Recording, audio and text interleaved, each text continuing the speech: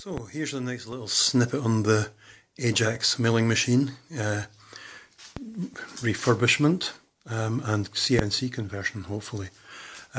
Tiny step forward again this time. I've been over in France here at my workshop there, and I've been busy with a lot of other things, so I haven't done a lot to this mill, but you might be able to see that I've got the vertical head back on it now.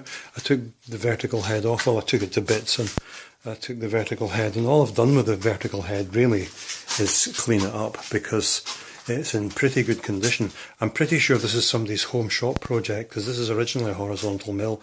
Someone's built this vertical head themselves and it's a pretty nice piece of engineering. There's no play in the spindle at all. I took the end cap off and it looks like it's got, well it's definitely got roller bearings. I imagine they're probably taper roller bearings. So I decided to leave well alone. If it ain't broke, don't fix it.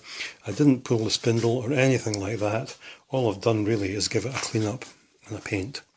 I think it's looking pretty nice now. It's starting to take shape a bit. The next step will be to get that motor cleaned up and maybe given a fresh lick of paint, the switch, the cabling, all that need to be worked on to make it look the part.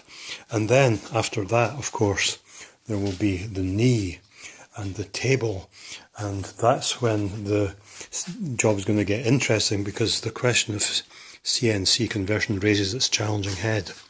So we'll cross that bridge when we come to it. I'm unlikely to be working on this now until next year. So many other projects. So I'll see you later.